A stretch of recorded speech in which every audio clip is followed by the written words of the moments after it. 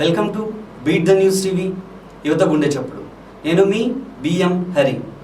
ప్రస్తుతం పిల్లలు ప్రభావం అనేటువంటి అంశం పైన పిల్లల యొక్క స్థితిగతులు, వారి ఎదుగుదలలో ఉండేటువంటి లోటుపాట్లు అనేటువంటి అంశం పైన మన retired professor doctor Kamatam Veeraiah గారు మన స్టూడియోకి విచ్చేసి ఉన్నారు.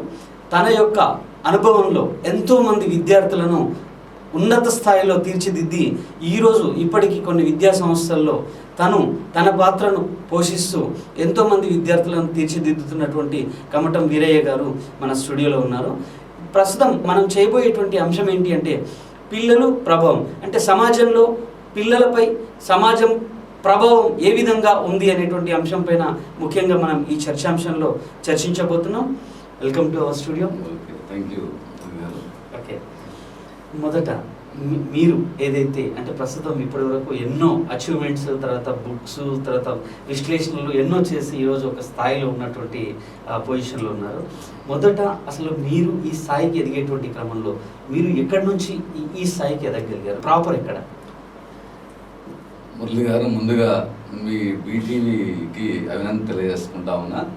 ఎందుకంటే ఈరోజు ప్రధానంగా ప్రజల యొక్క సమస్యలను కానీ లేదా విద్యారంగము, వివిధ రంగాల్లో ఉన్నటువంటి అన్ని అంశాలను ప్రజాస్వామ్య దేశంలో తెలియజేయడానికి పత్రికలు, ఎలక్ట్రానిక్ మీడియానే ప్రధానమైన అంశం.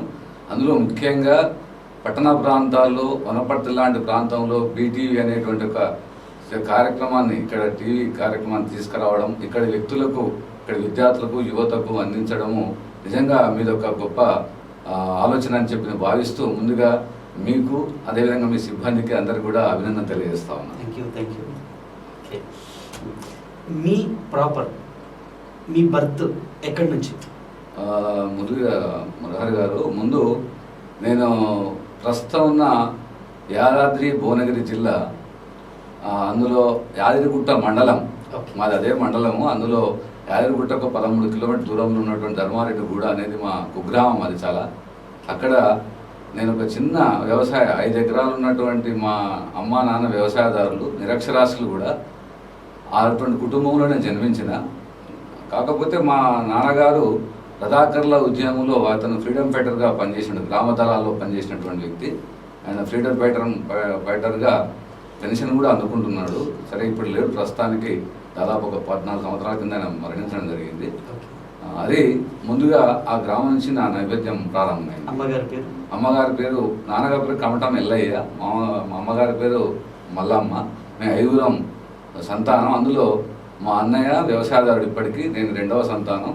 మా 3 చెల్లెళ్ళు. అందులో నేను ఒక్కనే చదువుకోవడం జరిగింది. కారణం ఏంటంటే గ్రామీణ ప్రాంతాల్లో పేదరికం కారణంగా చదువుకోవడం చాలా కష్టం. ఒకరు వ్యవసాయం చేస్తూ ఇంకొకరు చదువుకోవాలి. అట్లా మా అన్న వ్యవసాయం చేసిండు కాబట్టి నేను చదువుకోగలిగినా. అది అన్ని మొదటి జనరేషన్లో ఉన్నటువంటి అన్ని కుటుంబాలు ఇదే నేపథ్యం ఉంటుంది కాబట్టి తప్పనిసరిగా చదువుకున్నటువంటి ఏ వ్యక్తి అయినా పై స్థాయికి వచ్చినా ఆ గ్రామాన్ని మర్చిపోవద్దు, ఆ కుటుంబాన్ని మర్చిపోవద్దు, అక్కడ ఉన్న ప్రజలకు కూడా ఎంతో కొంత సేవ చేసే దృక్పథం అలవాటు చేసుకోవాలని చెప్పి నేను భావిస్తా ఉన్నాను. ఈరోజు కూడా అక్కడ ఉన్నటువంటి ఆ కుటుంబానికి కానీ లేదా గ్రామంలో ఉన్న వ్యక్తులకు కానీ నేను వెళ్ళినప్పుడు వాళ్ళని పలకరించడం, వాళ్ళ సహాయం చేయడం, ఇటువంటి కార్యక్రమాలు నేను చేస్తూ ఉన్నా. ఇది జననీ జన్మ భూమిచ్చ స్వర్గాదపి గరియేసి అని పెద్దలు అన్నారు కాబట్టి మన జన్మనిచ్చిన తల్లి, ఆ తల్లి జన్మనిచ్చినటువంటి దేశము, గ్రామాన్ని మనం మర్చిపోకుండా ఉండడం అనేది నా ప్రధానమైనటువంటి అంశం. ఓకే, అయితే నా అన్నగారు వీళ్ళంతా కూడా వ్యవసాయ కుటుంబం నుంచి, అంటే వ్యవసాయం చేస్తూ ఉన్నారు ఇప్పటికి కూడా. అన్నగారిని ఏ విధంగా మీరు సపోర్ట్ చేస్తున్నారు? అన్నగారికి సంబంధించి ఆయనకు 2 కుమారులు, 1 కుమార్తె. ఆ 2 మా పిల్లలను నేనే తీసుకొచ్చి ఇక్కడ చదివించడం జరిగింది. అబ్బాయి డిగ్రీ వరకు చదివించిన, అతను ఇప్పుడు ప్రైవేట్లో పనిచేస్తూ ఉన్నాడు టీచర్గా. అమ్మాయిని కూడా ఇక్కడే నర్సింగ్ కోర్స్ చేయించిన తీసుకొచ్చి. అదేవిధంగా ఆయనకు ఆర్థికంగా నేను ఎప్పటికీ సహాయం చేయడం కానీ, తర్వాత ఇప్పటికి నిజంగా చెప్పాలంటే మేము విడిపోలేదు. నేను ఇక్కడ వచ్చి స్థిరపడ్డా. 1984లో నేను సర్వీస్ కమిషనర్ ఉద్యోగం వచ్చింది ఇక్కడ ఈ జిల్లాలో స్థిరపడి వచ్చి. ఇప్పటికి మేము కలిసి ఉన్నాం. సపోర్ట్ ఆర్థికంగా చేస్తున్నా, మానసికంగా చేస్తున్నా. అన్నిటికంటే అక్కడ ఉన్న భూమి మొత్తం మా అన్న పేరు మీదనే ఆల్రెడీ ఇంతకుముందు కొంత రిజిస్ట్రేషన్ చేసిన, ఆయనకే చేసుకుని మిగతా కూడా రిజిస్ట్రేషన్ చేయడానికి నేను సిద్ధంగా ఉన్నా. ఈ నెలలో ఆ రిజిస్ట్రేషన్ కూడా కాబోతున్నది. ఆ విధంగా మా అన్నకు నేను రుణపడి ఉన్నా కాబట్టి ఆయన వ్యవసాయదారుగా ఉన్నది ఆయనకి ఇచ్చి ఆయనకు ఆర్థికంగా నేను ఇప్పటికి సహాయం చేస్తూ ఆయన పిల్లలకు సపోర్ట్ చేస్తూ నేను ఉన్నాను. Yes yes yes yes. ఒక అంటే అన్నకు పూర్తి స్థాయి తమ్ముడిగా ఎటువంటి అంటే ఆశావాదం చూపించకుండా ఒక అన్న తమ్ముడిగా అంటే వాస్తవికంగా ఇప్పుడున్నటువంటి పరిస్థితుల్లో ఎంతో ఉన్నత స్థాయికి ఎదిగినా కూడా తండ్రి ఆస్తి నాకు కావాలి అనేటువంటి పరిస్థితులు ఏర్పడుతున్నటువంటి కూడా మనం చూస్తున్నాం. ఓకే, వాట్ ఎవర్ ఇప్పుడున్నటువంటి జనరేషన్ తీసుకున్నట్లయితే తల్లిదండ్రులు కావచ్చు లేదా పిల్లలు కావచ్చు, వీళ్ళ యొక్క స్థితిగతుల దృష్ట్యా అంటే మీరు భువనగిరి జిల్లా నల్గొండ నుంచి వచ్చినటువంటి వ్యక్తులు ప్రస్తుతం అది భువనగిరి జిల్లాగా మారిపోయింది. అయితే ఈ నల్గొండ జిల్లా నేపథ్యం ఉన్నటువంటి వాళ్ళలో అంటే తల్లిదండ్రులు కావచ్చు లేదా అన్నదమ్ముళ్ళు కావచ్చు, ఒక్కరిని ఎదిగించడానికి మొదట ఖచ్చితంగా ఇంట్లో ఉండేటువంటి కుటుంబ పెద్ద తను త్యాగం చేయాల్సినటువంటి పరిస్థితులు మనం ఎన్నో చూస్తున్నాం. ఇప్పుడు ఈ జనరేషన్లో ఎంతమంది ఆ విధంగా త్యాగం చేస్తున్నారని అనుకుంటున్నారు?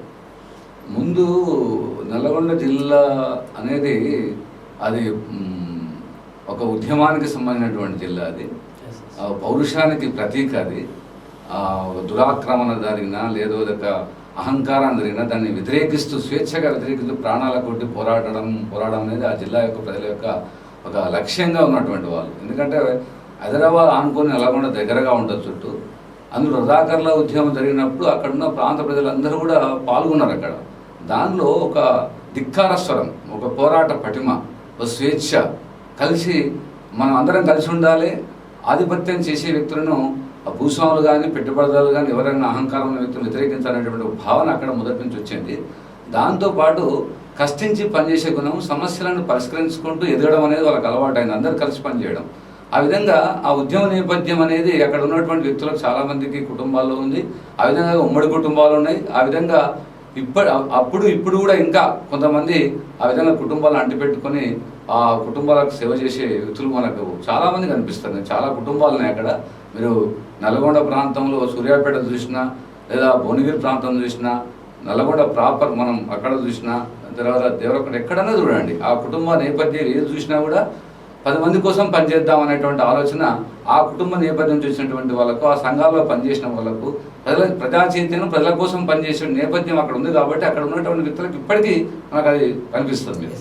ప్రస్తుతం మీరు ఉమ్మడి కుటుంబ నేపథ్యం నుంచి వచ్చినటువంటి వాళ్ళు, ఉమ్మడి కుటుంబం అనగానే ప్రస్తుతం ఉన్నటువంటి అంటే ఎంతో ఉన్నత స్థాయిలో చదువుకున్నటువంటి వాళ్ళైనా కూడా ఉమ్మడి కుటుంబం అనగానే చాలా వరకు వాటిని నెట్టేస్తున్నారు. అంటే దాని వైపు అసలు మొగ్గు చూపట్లేదు. ఇటువంటి పరిస్థితుల వల్ల ఎటువంటి ప్రభావం సొసైటీ పైన పడుతుంది అనుకుంటున్నారు? ఏదైనా ఒకటి, ప్రపంచవ్యాప్తంగా వచ్చిన ప్రపంచీకరణ మార్పులు, వస్తు వ్యామోహము, స్వార్థము, ఈ 2 కారణాల చేత మనుషులు కుటుంబాల నుంచి ఉమ్మడి కుటుంబాలు కొంత దూరమైన మాట వాస్తవమే. కానీ మొత్తం ప్రపంచవ్యాప్తంగా చూసిన మార్పులు ఇది ఒక భాగం. కాకపోతే ప్రపంచంలో ఉన్నటువంటి ఇతర దేశాలు మన దగ్గర సంబంధాలు పోల్చుకుంటే చాలా వ్యత్యాసం కనబడుతుంది. ఇప్పుడు ఉదాహరణ అమెరికా, బ్రిటన్ కానీ జర్మనీ, జపాన్ లాంటి దేశాల్లో అది వ్యక్తిగత కుటుంబాలు, వ్యక్తిగత స్వార్థం, వ్యక్తిగత సుఖం, వ్యక్తిగత ప్రపంచంలో వాళ్ళు ఇప్పటికి ఉంటున్నారు. అందుకే అక్కడ డబ్బు ఉన్నది కానీ అసంతృప్తం జీవిస్తూ ఉన్నారు. అక్కడ కుటుంబ వ్యవస్థ కూడా సరిగ్గా లేదు. వాళ్ళు కలిసిమెలిసి జీవించేటువంటి విధానం కూడా లేదు.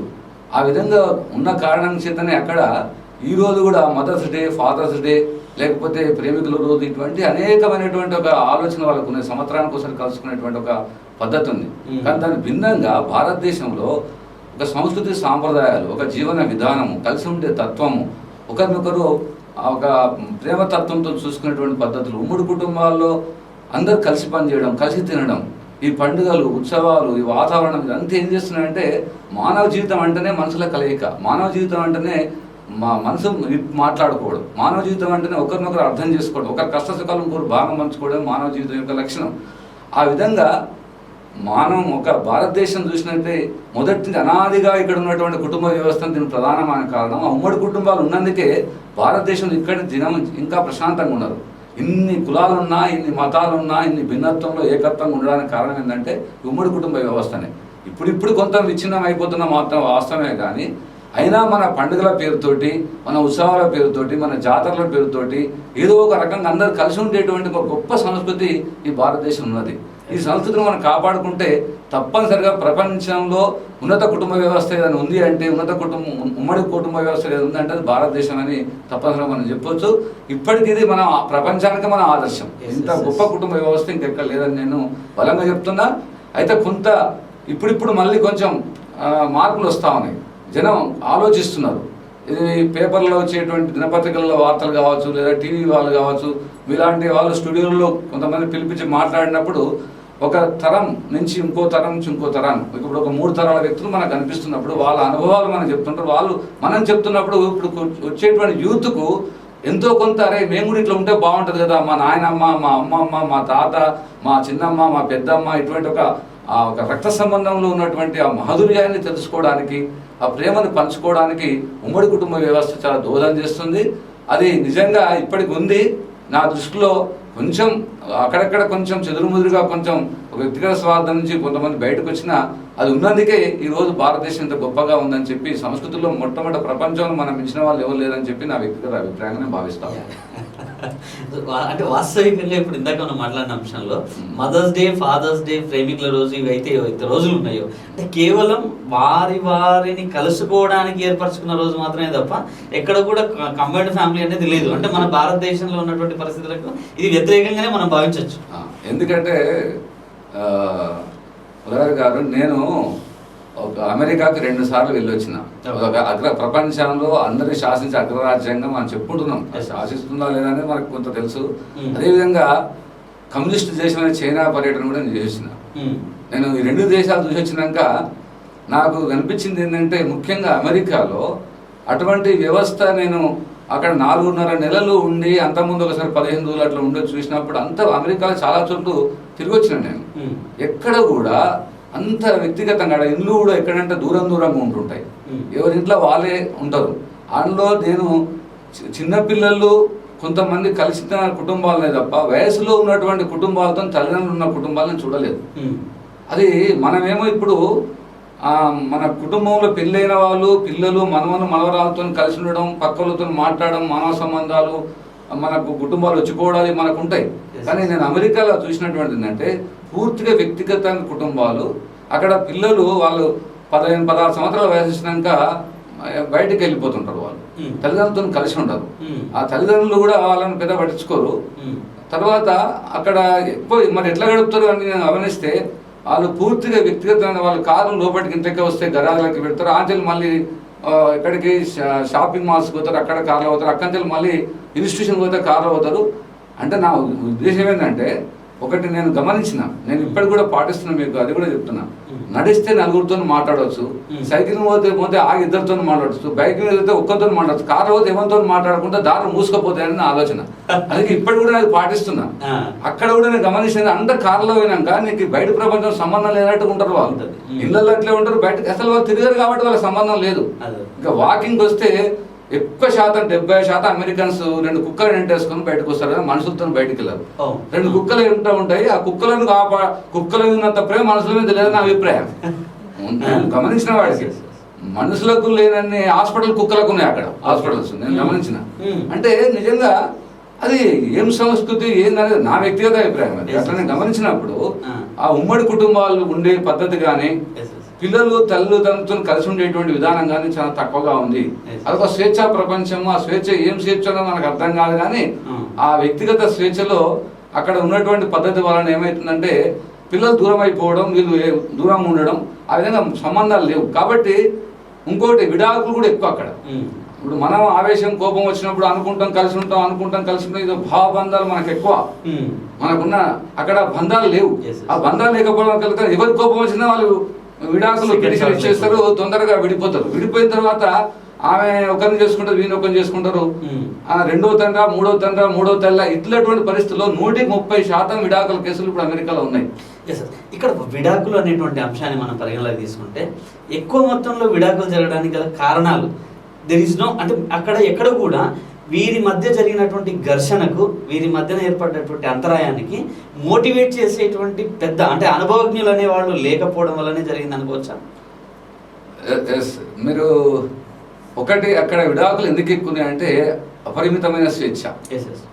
ఆ ఈక్వాలిటీ అనేది నేను కూడా స్త్రీలకు పురుషులకు ఉండాలని కోరుకుంటున్నా. కానీ ఉమ్మడి కుటుంబము, సాంప్రదాయాలు, జీవన విధానం, కలిసి ఉండడం వల్ల పిల్లలకు మనం ఆదర్శంగా ఉండాలి, వాళ్ళు కూడా భవిష్యత్తులో మనలాగా జీవించాలి అనేటువంటిది లేకుండా ఆ వ్యక్తిగతమైనటువంటి స్వేచ్ఛ, వ్యక్తిగతమైన సుఖం, తర్వాత ఇగో అంటాం కదా, ఒకరి మీద ఒకడు నా మీద ఎవరు డామినేట్ చేయడానికి ఒక్క మాట అంటే కూడా పడకపోవడం అనేది, ఆ సర్దుబాటు తత్వం ఎందుకో చిన్నప్పుడే లోపించింది. అది ఆ లోపించిన వాళ్ళే పెద్దగైన తర్వాత కూడా ఆ విధంగా ఉండడానికి, ఆ తర్వాత కలిసి కొంతకాలం ఉండి విడిపోవడం, మళ్ళీ అట్లా జీవితం ఉంది. తర్వాత అందుకే నేను ఎందుకంటున్నప్పుడంటే mothers day, fathers day, lovers day ఏదో ఇవన్నీ వచ్చినాయి కదా, వాళ్ళు సంవత్సరానికి ఒకసారి అట్లా కలుసుకుంటారు అంతే. మా నాన్న ఎవరో చూద్దాం సంవత్సరానికి ఒకసారి, మా అమ్మ ఎవరో చూద్దాం అని ఒక హోటల్లో కలుస్తారు వాళ్ళు. ఆ హోటల్లో పార్టీ చేసుకొని ఆ హోటల్లో తర్వాత అందరు కలిసి ఆ రోజు కొంచెంసేపు సంతోషం పంచుకొని మళ్ళీ వెళ్ళిపోతారు అక్కడ.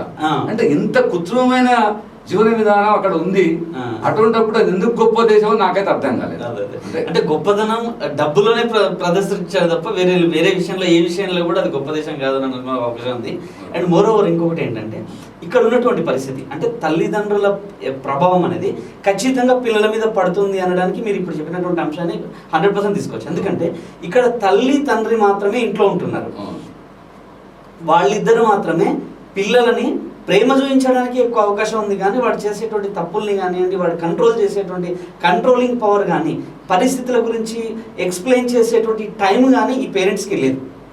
గతంలో ఎలా ఉండేది, ఈ పేరెంట్స్ చేసేటువంటి నిర్వహణ ఏదైతే ఉందో వాళ్ళని అంతవరకు ఉంచి రిమైనింగ్ పార్ట్ అంతా కూడా గ్రాండ్ ఫాదర్, గ్రాండ్ మదర్ అంటే అమ్మమ్మ, నాయనమ్మ, తాతయ్య వీళ్ళు చూసేటువంటి వాళ్ళు ప్రతి దగ్గర వాళ్ళకి ప్రొటెక్షన్ ఉండేవాళ్ళు. బట్ ఇక్కడ అది లోపించింది. ఎందుకంటే ఇప్పుడున్నటువంటి జీవన ప్రపంచంలో తల్లి తండ్రి ఇద్దరు ఉద్యోగాలు చేస్తున్నారు. వీళ్ళిద్దరు ఉద్యోగాలకు వెళ్ళిపోతే పిల్లల పరిస్థితి ఏంటి? ఇక్కడ నేను ఇంతకుముందు మీరు చెప్పినట్టు కొంచెం పాశ్చాత్య నాగరికత పోకడలు పొడవు చూపినాయి. అందులో భాగంగానే మన వాళ్ళు కూడా ఏమనుకుంటున్నారంటే కొంత వ్యక్తిగత స్వార్థం వల్ల ఇప్పుడు ఎక్కువ ప్రధానమైనది ఏంటంటే నాకు ఇల్లు ఉండాలి, నాకు బంగారం ఉండాలి, నాకు ఆస్తులు ఉండాలి, నేను అందరికంటే భిన్నంగా ఉండాలి. ఈ ఆలోచనలు ఎప్పుడైతే వచ్చినాయో ఈ ఆలోచనలు ఈ వస్తు వ్యామోహము, స్వార్థం అనేది ఏం చేస్తుందంటే ఉమ్మడి కుటుంబాన్ని దూరం చేస్తుంది. తర్వాత ఇంకా కొంతమంది ఎడ్యుకేటెడ్, మనం అనుకునేటువంటి సోకాల్డ్ ఎడ్యుకేటెడ్ అంటే నా ఉద్దేశం విద్య అంటే ఏంటంటే విద్య వినయాన్ని అందించాలి, విద్య అనేది తెలియజెప్పాలి, విద్య అనేది మంచి మార్గాన్ని చూపించాలి, నువ్వు ఎదుగుతూ ఇతరులు ఎదగనియాలి, 10 మందికి మార్గదర్శకంగా ఉండాలి ఇది విద్య. కానీ ఇప్పుడు ఉన్న విద్యావంతులలో కొంతమంది ఏమైపోయిందంటే, నాకు ఒకటి ఉందన్నమాట, ఒక సూక్తి నేను విన్నది, ఏక్ నిరంజన్ దోషికి 3 గడిపిట్ చాలా లట్పిట్ అని అంటారు దీన్ని. అంటే ఏక్ నిరంజన్ అంటే ఏంటంటే ఒక్కనున్నప్పుడు వాడు చాలా స్వతంత్రంగా ఇష్టం ఉన్నట్టు ఖర్చు ఇష్టం ఉన్నట్టు ఉంటాడు అనమాట, ఎవరితో సంబంధం లేకుండా ఉంటాడు. ఇంకా పెళ్ళి అయిందగానే దోషికి అంటే ఇక నా భార్య ఉంది, నాకు ప్రపంచంతో సంబంధం అంటే తయారయ్యాడు. ఇంకా పిల్లలు వచ్చినాక ఈ పిల్లలు ఒక్కడు ఉన్నాడు కదా వీడు అని ఆలోచించి ఇంకా ఇద్దరు కాగానే వాళ్ళు కొట్లాడుకుంటే వాడు కూడా భరించలేడు. కాబట్టి వీళ్ళని తీసుకుపోయి తొందరగా కాన్వెంట్లో పడేద్దాం, ఇంకా మనం వదిలించుకుందాం వీళ్ళను. అందుకే 2 నెలల నుంచి తర్వాత ఉయ్యాల వేసే పిల్లలకు కూడా ఇప్పుడు హైదరాబాద్లో స్కూల్ ఉన్నాయి.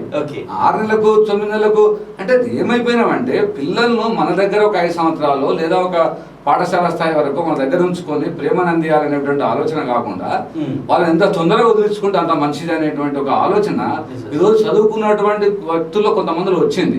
దానివల్ల ఏమైపోయిందంటే ఈ కుటుంబం దూరం అవుతున్నారు, వాళ్ళ సుఖాన్ని కోరుకుంటున్నారు. ఆ తర్వాత అత్త మామ వచ్చి ఉంటే ఈమె ఒక భరించలేదు, తర్వాత ఇద్దరి మధ్యన కొంచెం ఇబ్బంది, ఆ తర్వాత తల్లిదండ్రులు వచ్చి ఉంటే కొంత ఇబ్బంది. వీళ్ళందరూ ఉంటే వీళ్ళందరి కోసం ఎందుకు చేయాలి? ఇది చేయడంలో ఆనందం అనుభవించడం పోకుండా చేయడం అనేది ఒక పెద్ద శిక్షగా భావిస్తున్నారు. నా వ్యక్తిగతంగా అది కూడా తప్పు, ఎందుకంటే జన్మనిచ్చిన తల్లిదండ్రులకు సేవ చేయాల్సిన అవసరం ఉంది. అత్తమావంటే అత్తమావకు సేవ చేయాలి. ఇంకా నా దృష్టిలో ఎవరైతే ఇంకా చేతగా ఉంటే వాళ్ళకి సేవ అందియాలి. మనం ఎప్పుడంటే మనము హృదయంతో చూసినప్పుడు వాళ్ళ గొప్పతనం అనబడుతుంది.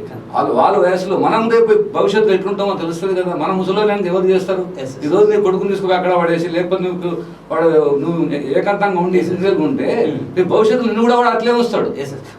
ఇది జరుగుతున్నాయి పరిణామాలు. అంటే గతంలో తీసుకుంటే వృద్ధాశ్రమాలు అనేవి కనచూపు మేరలో కూడా కనిపించేవి కావు. ప్రస్తుతం మన హైదరాబాద్ అటువంటి ప్రాంతాల్లో కనుక మనం అబ్జర్వ్ చేసినట్లయితే రోడ్డు వెంట దాదాపు కొన్ని 100 వృద్ధాశ్రమాలు ప్రజెంట్ కనిపిస్తున్నాయి. అంటే పిల్లోడు పుట్టిన వెంటనే లేదా అమ్మాయి పుట్టిన వెంటనే ఇద్దరిని తీసుకెళ్లి కొంత సమయం తర్వాత ఏం చేస్తున్నారు, చదువు అనేటువంటి ఒక ఫోబియాని క్రియేట్ చేసేసి వీళ్ళ ఒక ఉన్నత స్థాయికి ఎదగాలన్నటువంటి ఒక లక్ష్యాన్ని వీళ్ళ లోపల లేనిది రుద్ది వాళ్ళని తీసుకుపోయి హాస్టళ్లలో వేసేస్తున్నారు.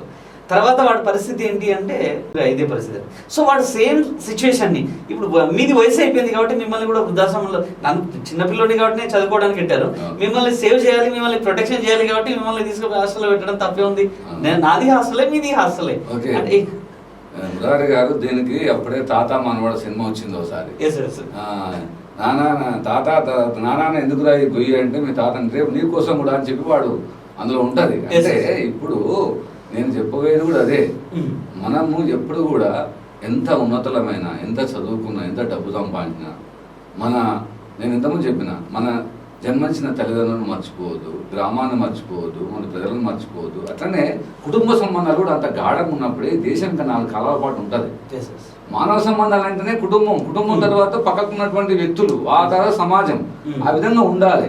ఇప్పుడు తీసుకుపోయి అక్కడ ఇంకొకటి కూడా నేను ప్రధానంగా చెప్తున్నా, ఇప్పుడు విద్య అనేది సరే అది ప్రైవేటా గవర్నమెంటా ఏవి 2 సెక్టార్లుగా ఉన్నప్పటికీ చిన్న పిల్లలను తీసుకెళ్ళి వాళ్ళను తీసుకుపోయి కాన్వెంట్లు వేయడం కానీ, లేదా వాళ్ళకు రెసిడెన్షియల్స్ అనే పేరుతోటి చిన్న 5వ తరగతి లోపల 5 ఏళ్ళ 6 ఏళ్ళ పిల్లల్ని తీసుకుపోయి వేయడం అనేది, అది సరే ఇద్దరు భార్యాభర్తలు ఉద్యోగస్తులు కాబట్టి కొంత చేస్తున్నాడు ఒక అంశం.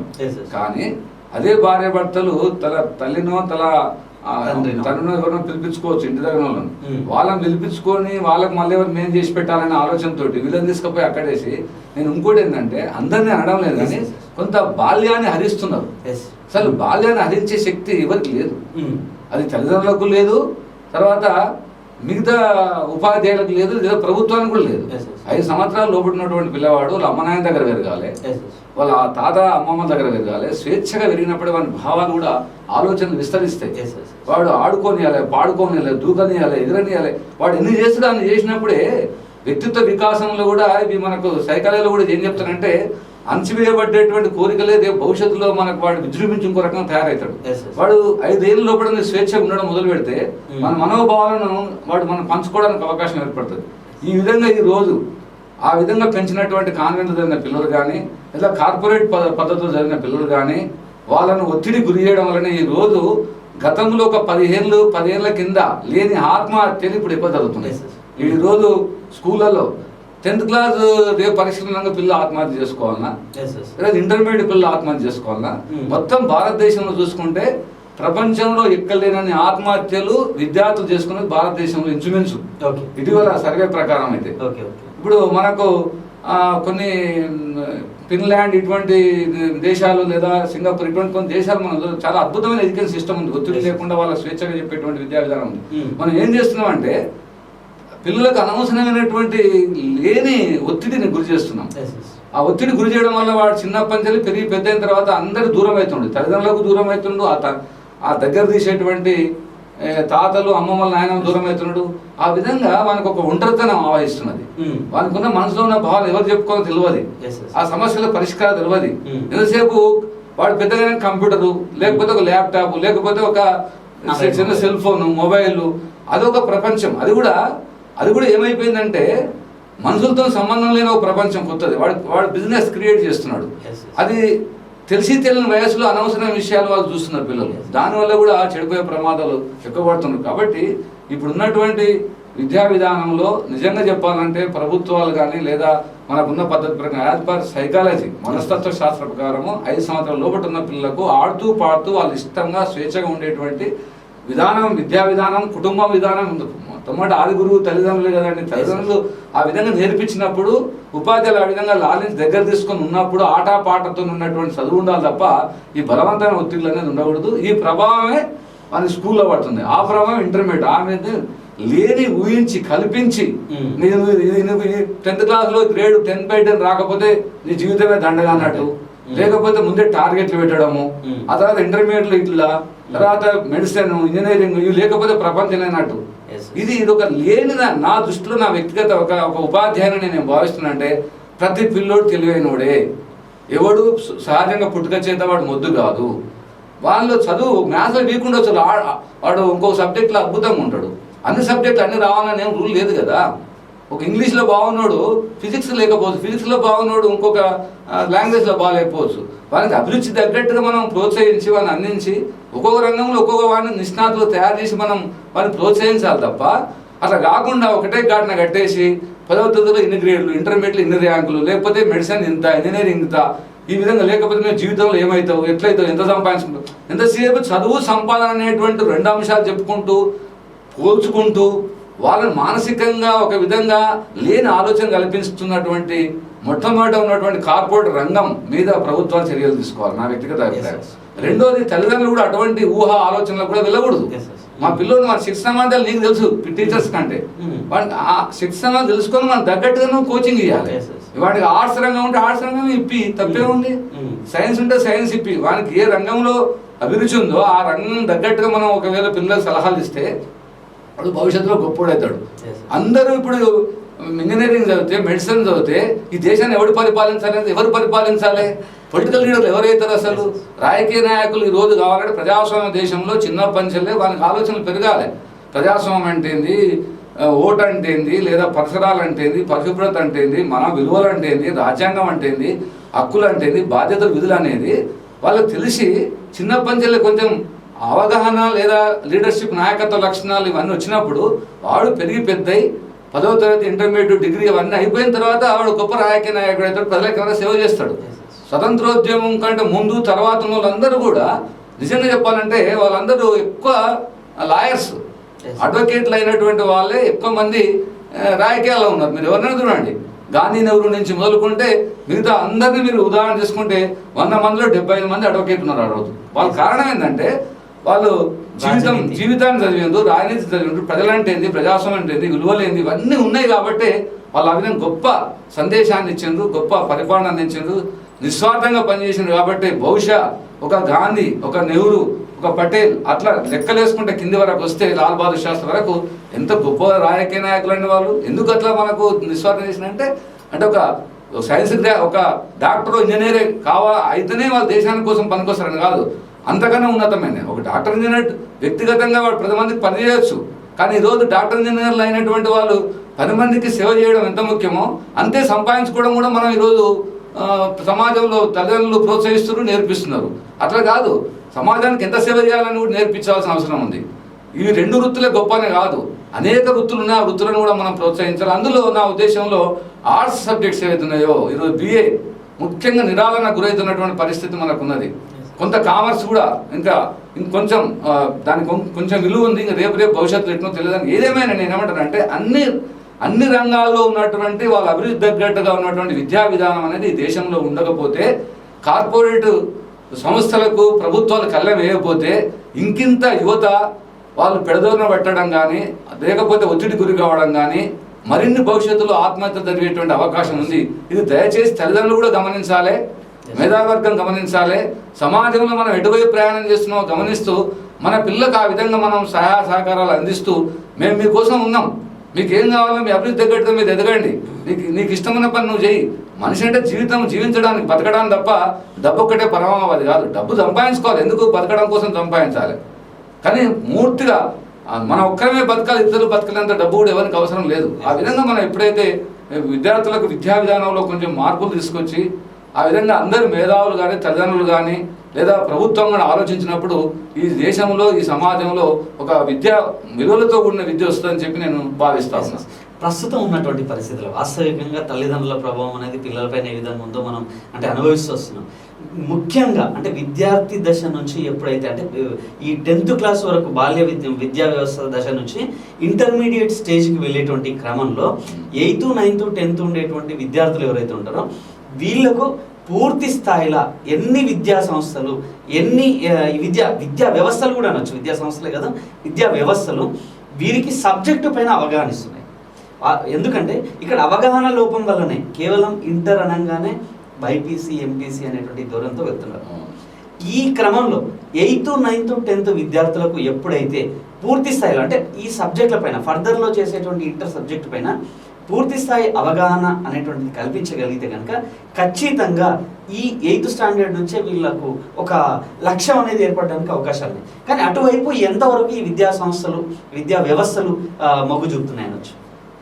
నేను ఒకటి ప్రధానమైన అంశం నేను చెప్పదలుచుకున్నా అంటే, వాస్తవానికి ఇప్పుడున్న గ్రూప్స్ కానీ, Group 1, Group 2 కానీ, లేదా సివిల్స్ కానీ, ఇవి ఇప్పుడు ఇంజనీరింగ్ చదివిన మెడిసిన్ విద్యార్థులకు లేదా ఎనీ గ్రాడ్యుయేట్స్ కూడా అవకాశం కల్పిస్తున్నాయి. నేను కాదనలేదు దాన్ని. కానీ దానికంటే ఎక్కువ ఒక ఇంటర్మీడియట్లో ఒక హెచ్ఈసి చదివిన విద్యార్థికి లేదా ఒక కామర్స్ చదివిన విద్యార్థికి అనుకుందాం, అటువంటి వాడు పిల్లోడు ఏం చేస్తున్నాడంటే చరిత్ర చదువుతున్నాడు, రాజనీతి శాస్త్రం చదువుతున్నాడు, అర్థశాస్త్రం చదువుతున్నాడు. అసలు ఈ దేశంలో కావాల్సినటువంటి అవేనండి. అవి చరిత్ర తెలియకుండా భవిష్యత్తు లేదు. ఒక వ్యక్తికి కావాల్సిన కూడా అవే. తర్వాత విలువలు లేకుండా మనిషి లేడు. అట్లా అర్థశాస్త్రం లేకుండా జీవితమే లేదు. ఇప్పుడు ఈ సబ్జెక్ట్ యొక్క గొప్పతనం చెప్పకుండా వాటిని బోధించే కింది స్థాయిలో ఉన్నటువంటి సరే కొంత చెప్తున్నారు, టీచర్ చెప్తలేను కాదు, ఇంకింత చెప్పాల్సిన అవసరం ఉందని నేను భావిస్తున్నాను. తల్లిదండ్రులు కూడా దాని గురించి చెప్పాల్సిన అవసరం ఉంది. ప్రభుత్వం కూడా దాన్ని ఏం చేయాలంటే ఈ గ్రూప్స్ కానీ లేదా సివిల్స్ కానీ వాళ్ళకి ఎందుకు ప్రయారిటీ ఇవ్వాలని నేను అంటున్నా. ఇప్పుడు ఇంజనీరింగ్ మెడిసిన్ వాళ్ళు ఎవరైనా రాసుకోవచ్చు అనేది ఇస్తున్నారు. కానీ నేనేమంటే నా వ్యక్తిగత అభిప్రాయం ఏంటంటే చిన్నప్పటి నుంచి ఒక విద్యార్థి అర్థశాస్త్రం చదివినవాడు లేదా చరిత్ర చదివినవాడు ఇవన్నీ చదివినటువంటి వాళ్ళకి ఎంతో కొంత గ్రేస్ మార్క్స్ అని ఉండాలి. మొత్తం మనం కాదనం. ఒక మెడికో కూడా ఈరోజు ఐఏఎస్ అవుతున్నాడు, ఇంజనీరింగ్ స్టూడెంట్ ఐఏఎస్ అవుతున్నాడు. సరే అవర్ ప్రతిభా పాఠవాల బట్టి అవుతున్నాడు. కానీ ఒక ఆర్ట్స్ విద్యార్థి, ఎందుకంటే వాళ్ళకి ఇంజనీరింగ్ కావడానికి అవకాశం ఉంది, మెడిసిన్ ఇంకో 2 రూట్లు ఉన్నాయి వాళ్ళకి. ఇప్పుడు డాక్టర్ అయి సేవ చేయొచ్చు, ఇంజనీరింగ్ చేసి వృత్తిలో వచ్చి డబ్బులు సంపాదించవచ్చు. కానీ ఒక ఆర్ట్స్ విద్యార్థికి శూన్యం ఉంది, బయటకు పోతే ఏం లేదు. నేనేమంటున్నా అంటే ఆర్ట్స్ విద్యార్థులకు కూడా మీరు ఎక్కువ ఉద్యోగ అవకాశాలు కల్పించండి. ఎక్కువ ఇప్పుడు వానికి వీళ్ళకంటే ఎక్కువ గ్రేస్ మార్కులు ఇవ్వండి. బిఎస్ విద్యార్థులకు సివిల్స్లో ఒక 10 మార్కులు ఎక్కువనో లేదా 50 మార్కులు ఎక్కువనో లేదా గ్రూప్ 1లో కూడా ఎక్కువ మార్కులు ఇచ్చినప్పుడు రేపు పిల్లలు ఆటోమేటిక్గా టర్న్ అవుతారు. నేను ఏమంటే ప్రధానమైన అంశం ఏంటంటే ఇప్పుడు అవును ఉండాలి. వాళ్ళకు కూడా ప్రోత్సాహం ఉన్నప్పుడే. ఇప్పుడు ఎందుకు బిఏ చదవాలంటే వాళ్ళు ప్రోత్సాహం ఉంటే చదువుతాడు. ఒక బీకామ్ విద్యార్థి ఎందుకు చదవాలంటే ప్రోత్సాహం ఉంటే చదువుతాడు. ఇప్పుడు వీళ్ళకు ఈ ఆర్ట్స్ కామర్స్ సబ్జెక్ట్లో ముఖ్యంగా ఆర్ట్స్ కూడా వాళ్ళకు ఇప్పుడు అర్థశాస్త్రం చదివిపోతే జీవితం ఏంటండి? నాకు అర్థం కాదు. ఒక మార్క్స్ నుంచి మొదలుకుంటే మాల్తస్ జనాభా సిద్ధాంతం వరకు లేదా ఈరోజు ఉన్నటువంటి అమర్త్యసేన్ వరకు వాళ్ళు ఈ దేశాన్ని ఈ ప్రపంచాన్ని ఎట్లా మార్కెటింగ్ వ్యవస్థ ఉంది, ఈ జీవనోపాధి ఏంది, జీవన విలువలు ఏంది, ఎంత ఉత్పత్తి ఉంది, ఎంత దానికి ఉత్పత్తి తర్వాత డిమాండ్ ఉంది, వీటన్నిటిని విశ్లేషించేది వాళ్ళే. ఆ విధంగా ఒక గొప్ప అర్థశాస్త్రానికి సంబంధించినటువంటి అంశాన్ని చిన్నప్పుడు పిల్లలకు మనం అభివృద్ధి కలిగించలేకపోతున్నాం. అదేవిధంగా ఒక చరిత్ర గురించి మనం అధ్యయనం చేయలేకపోతున్నాం. చరిత్ర అంటే ఏం తెలుసు అంటే ఉన్నది పుస్తకంలో ఏదో అప్పటికప్పుడు మార్కుల కోసం చరిత్ర అధ్యయనం చేయాలి. చరిత్ర అంటే మన పూర్వీకులు ఎవరు, ఎక్కడి నుంచి వచ్చినాం, పరిణామం ఏంది, ఎట్లా జరిగింది, వృత్తులు ఏంది, కులాలు ఎట్లా అవతరించినాయి, ఆ తర్వాత మనం ఎట్లా ఉన్నాం, అసలు పని విభజన నుంచి వచ్చినటువంటి కులాల గురించి తెలియదు. ఈరోజు కులాలు ఎట్లయినా వృత్తులు కులాలుగా అంటే ఇప్పుడు మనం అంటే ఈ ఒకదానికోటి ఎందుకు సంబంధం చెప్తున్నా అంటే ఇవన్నీ చెప్పేవాళ్ళు లేకపోవడం. మానవ సమాజంలో ఇవన్నీ ఏర్పడుతున్నాయి. అందుకే నేనేమంటున్నా అంటే తప్పనిసరిగా ఆర్ట్స్ ఫ్యాకల్టీస్ ఏవైతున్నాయో వాటికి ప్రాముఖ్యత ఇచ్చి వాటికి కొంత వెయిటేజ్ అనేది ఇవ్వాలి. ఏది ఈ ఉద్యోగ అవకాశాల్లో కానీ లేదా పోటీ పరీక్షల్లో కానీ ఎప్పుడైతే మనం ప్రభుత్వం లేదా ప్రజలు డిమాండ్ చేయాలి దాన్ని అనేది చేసే అవకాశం ఇస్తే తప్పనిసరిగా ఈ ఆర్ట్స్ గ్రూపులు అనేది బయలుదేరుతాయి. రెండోది వీళ్ళు సరిగ్గా సమాజాన్ని అర్థం చేసుకుంటారు. సమాజాన్ని అర్థం చేసుకున్నది ఎవరు ఎక్కువ అర్థం చేసుకోగలుగుతారు?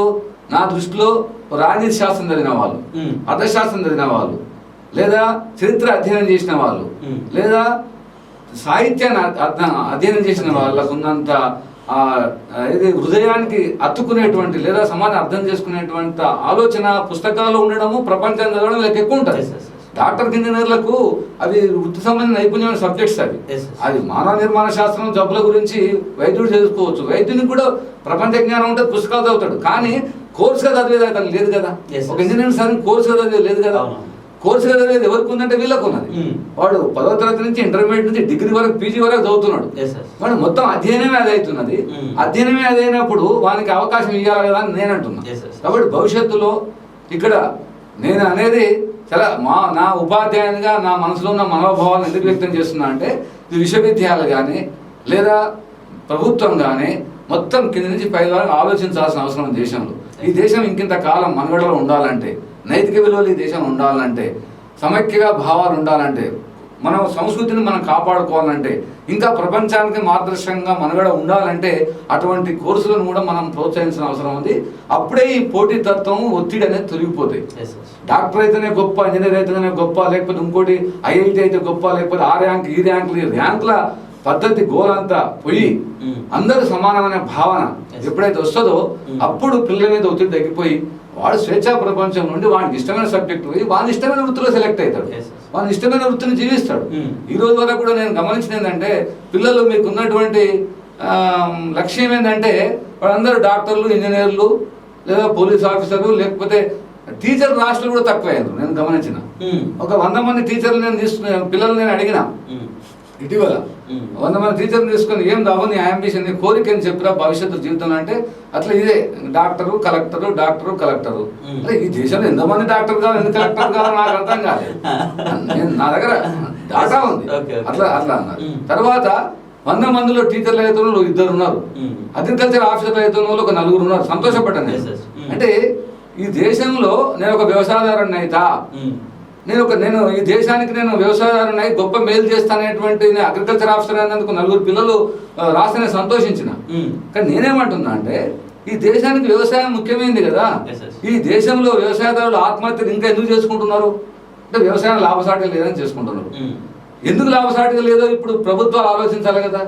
అది ప్రధానమైనటువంటి లోపం ఏంటంటే వారికి దానిపైన ఎటువంటి అవగాహన లేదు, అవేర్నెస్ లేదు. వాళ్ళకు ఉన్నది 2 అంశాలు ఏంటి అంటే మీ అక్క, మీ తాత లేదా మీ బంధువులు, మీ అంటే బంధువర్గం ఎవరైనా ఏం చేసిండ్రు అని అనగానే ఇంజనీరింగ్ చేశాడు, యుఎస్ వెళ్ళిపోయాడు, లేదా అదర్ స్టేట్స్ లో ఉన్నారు, ఇక్కడ ఉన్నారు, డాక్టర్ అయ్యాడు, ఎంఎస్ చేశాడు అదర్ స్టేట్, అంటే ఇది మాత్రమే కనిపిస్తుంది తప్ప ఒక ఉన్నతమైనటువంటి జీవన విధానం కానీ ఉన్నతమైనటువంటి లక్ష్యాలు కానీ ఏర్పరచుకోవడానికి ఒక బేస్ అనేది ఈ పరంగా ఉంది అని వాళ్ళకు అవేర్నెస్ ఇవ్వగలిగేటువంటి వాళ్ళు ఎంతమంది, ఎన్ని విద్యా సంస్థలు, ఎన్ని విద్యా వ్యవస్థలు? ఈరోజు ఒకటి ప్రధానంగా చెప్పదలుచుకుందంటే ఎప్పుడైతే నేను 1984 నేను లెక్చరర్కి వచ్చిందండి.